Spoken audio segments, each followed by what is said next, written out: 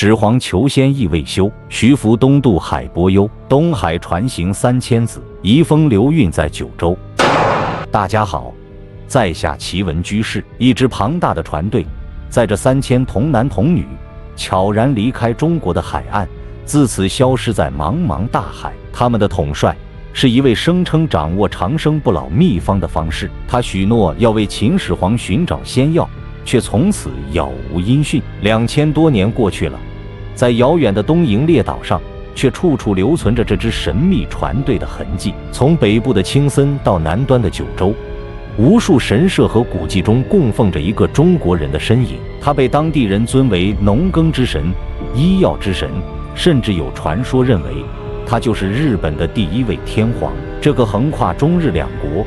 争议不断的传说，究竟是真实的历史，还是人们虚构的故事？徐福是否真的抵达了日本，又为何选择了一去不返？今天，让我们一起揭开这个尘封2000年的东方传奇。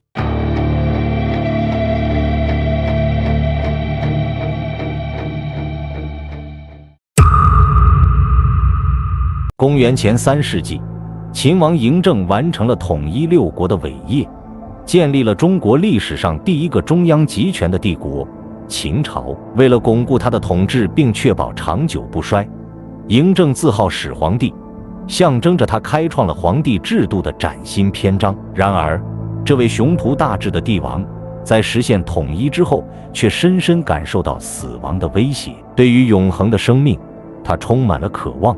决定通过求仙术来寻求长生不老的秘密。在此时，其弟的方士徐福引起了始皇帝的注意。徐福不仅博学多才，擅长医术、占卜与天文地理，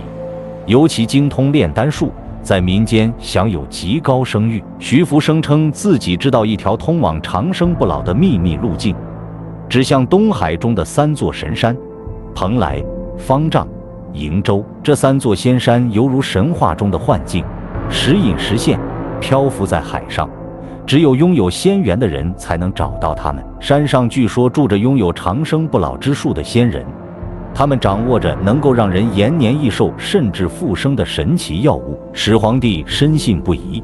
立即召见徐福，并命令他率队前往东海寻找仙山和长生不老药。徐福被赋予了巨大的任务，始皇帝不仅拨巨款为他打造船队，还征召了3000名童男童女以及各类技艺精湛的工匠随同出征。这支庞大的队伍肩负着寻找仙药的重任，同时也被视为未来理想国度的建设者。始皇帝还为远航提供了大量金银财宝、生活用品及农具，确保他们的旅程一帆风顺。公元前219年，徐福带领船队从琅琊港出发，踏上了求仙问道的征程。这支船队满载着始皇帝的希望与期望，同时也承载着3000名童男童女的梦想与忐忑。然而，这支船队的命运却成谜，最终他们消失在浩渺的东海之中，未曾再度返回。徐福一去不复返，自此杳无音信，成为历史上一个难解的谜团。徐福的东渡虽然没有带回长生不老药，却无意中开启了一段不同寻常的历史轨迹。在古代中国，东海的彼岸被神话与传说包围，那里的土地被称为东瀛，即今天的日本。徐福的船队消失之后，许多人猜测他可能在遥远的东瀛找到了新的家园，甚至开始了新的文明之旅。无论徐福的最终归宿为何，他的东渡旅程深刻影响了日本的历史与文化。在日本，和歌山县新宫市和三重县熊野市是徐福传说最为盛行的地区。当地不仅建有徐福庙、徐福墓、徐福公园等纪念场所，甚至一些地名也与徐福的到来息息相关。例如，三重县熊野市波田须町，据说是由秦筑演变而来，意为秦人居住的地方。而福所这个地名则被认为是徐福一行开始制陶和冶铁的场所。这些地名仿佛是历史的印记，无声地诉说着徐福一行曾经在这里生活和劳作的点点滴滴。传说中，徐福一行抵达日本后，被当地美丽的自然风光和温暖的气候所吸引，决定在此定居。他们开垦荒地，教授当地居民先进的农耕技术，包括水稻种植、粟、稗、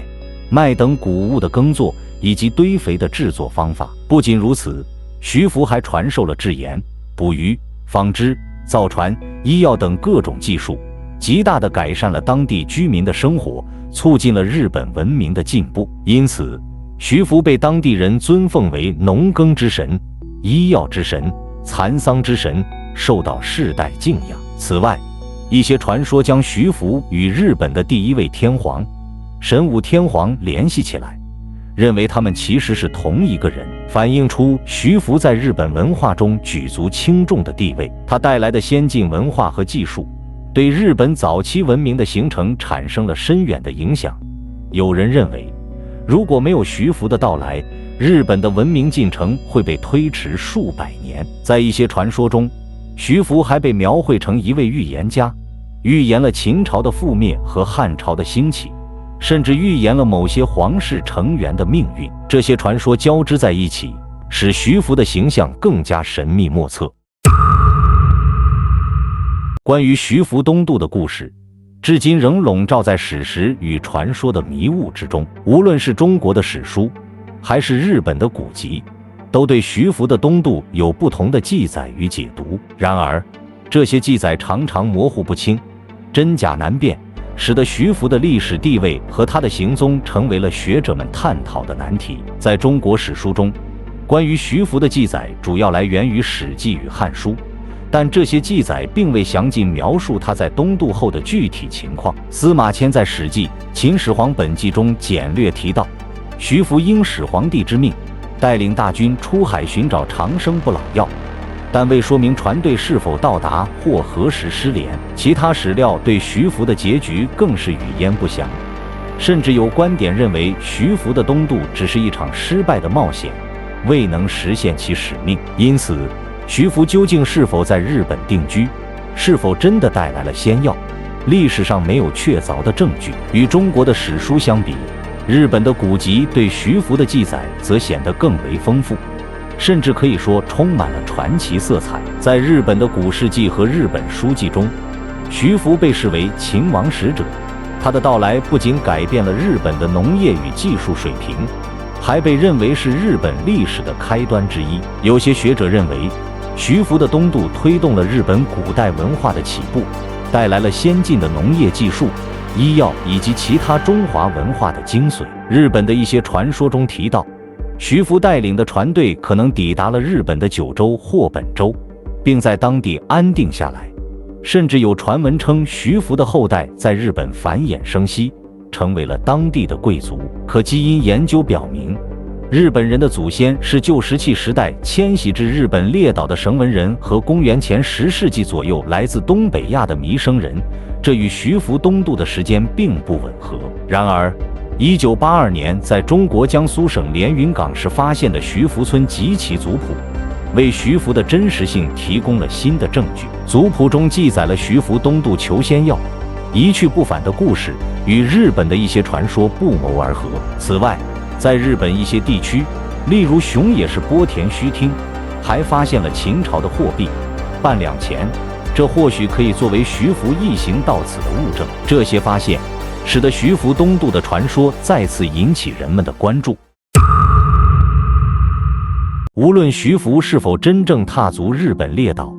他的传说早已超越了历史事件本身，并持续影响着日本人的文化认同。在日本，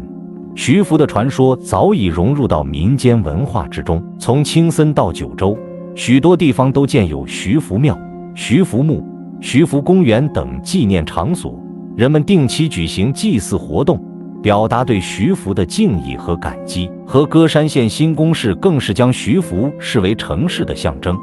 大力推广徐福文化，